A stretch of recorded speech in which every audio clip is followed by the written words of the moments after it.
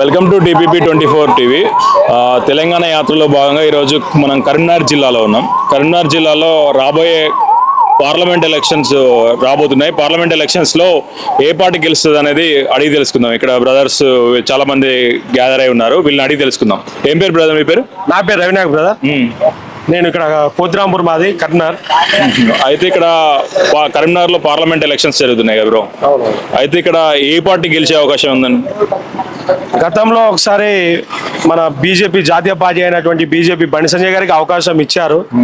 ఏ విధంగా ఉంటుంది బండి సంజయ్ పరిపాలన అనేది ఒకసారి చూద్దామని కరీంనగర్ ప్రజలు కూడా సానుభూతి పరంగా ఒకసారి ఎమ్మెల్యే 2-3 సార్లు ఎమ్మెల్యేగా ఓడిపోయాడు. ఒకసారి ఎంపీకి ఇద్దాం అవకాశం ఇద్దామని గెలిపిస్తే ఆయన ఏ రోజున కరీంనగర్ మరి రోడ్డు కావాలి, స్మార్ట్ సిటీ కావాలి, ఈ స్మార్ట్ సిటీ లైట్లు కావాలని ఏ రకంగా కూడా ఆయన ఏ రోజు ఈ ప్రాజెక్టు కావాలని ఏ రోజు కూడా పార్లమెంట్లో ఆయనకు హిందీ రాదు, ఇంగ్లీష్ రాదు, ఏ రోజు కూడా ఆయనకు ప్రశ్నించే విధంగా కూడా ప్రశ్నించే హక్కు లేకుండా అయిపోయింది ఆయనకు. కాబట్టి ఈసారి కరీంనగర్లో ప్రశ్నించే దళం ప్రజల కోసం ప్రశ్నించేటువంటి మన బోయినపల్లి వినోద్ కుమార్ గారు అయితే బాగుంటుంది. ఎందుకంటే బోయినపల్లి వినోద్ గారు మంచి వాయిస్ ఉన్న లీడర్, మంచి సబ్జెక్ట్ ఉన్నటువంటి నాయకుడు. ఇంకొకటి అన్ని పరిస్థితుల మీద అన్ని విషయాల మీద సమూలంగా అవగాహన ఉన్నటువంటి వ్యక్తి ఎవరైనా ఉన్నారంటే మన వినోద్ కుమార్ గారు మాత్రమే. ఎందుకంటే ఆయన ఒక అడ్వకేట్తో పాటు ఎంతో రాజకీయంగా వామపక్ష పార్టీల నుంచి వచ్చి ఆయన ఈరోజు బీఆర్ఎస్ పార్టీలో ఒక క్రియాశీల నేతగా ప్రజల సమస్యల పట్ల అవగాహన ఉన్నటువంటి నాయకుడు. ఈ తెలంగాణ రాష్ట్రానికి ఎక్కడైతే రహదారులు ఉంటే బాగుంటుంది, ఎక్కడ ఏ ప్రాజెక్టులు అయితే బాగుంటుంది అనేది పార్లమెంట్లో ఏ రకంగా ప్రశ్నించాలనేది సమూలంగా ఆయనకు అవగాహన ఉన్నటువంటి నాయకుడు ఎవరైనా ఉన్నారంటే బోయినపల్లి వినోద్ కుమార్ గారు మాత్రమే. కాబట్టి ఈసారి కరీంనగర్లో గతంలో ఆయన ఓటమి పాలయ్యారు.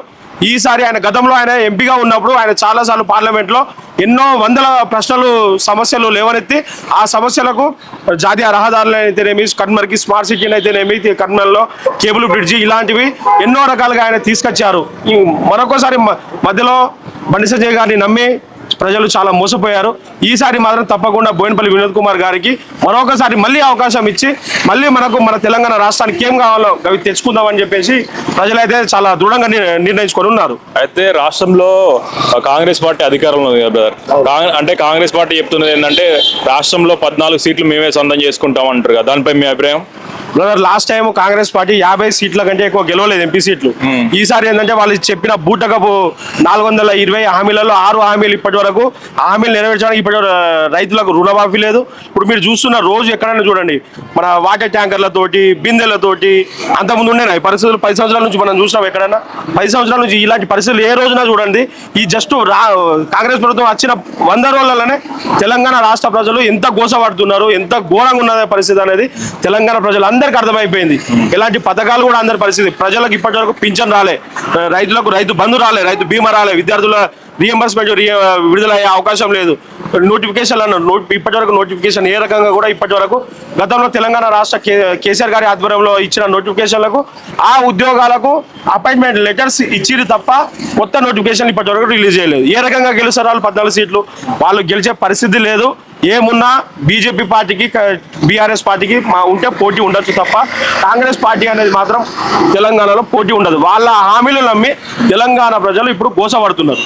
ఓకే బ్రదర్, అంటే మీరు తెలంగాణ రాష్ట్రంలో ఏ పార్టీకి ఎక్కువ సీట్లు వచ్చే అవకాశం ఉన్నాయి అనుకుంటారు? తప్పకుండా తెలంగాణ కోసం పోరాడేది తెలంగాణ ప్రాంతీయ పార్టీ అయినటువంటి, తెలంగాణ కోసమే పుట్టిన పార్టీ అయినటువంటి టీఆర్ఎస్ బీఆర్ఎస్ పార్టీ తప్పకుండా మెజార్టీ సీట్లు గెలుస్తామని మేము ఆశాభావం చేస్తున్నాం. ఓకే బ్రదర్, అయితే ఇన్ని చెప్తున్నారు కదా మీరు, మామూలుగా బీఆర్ఎస్ పార్టీ ఓడిపోవడానికి గల కారణాలు ఏమనుకుంటారు మీరు?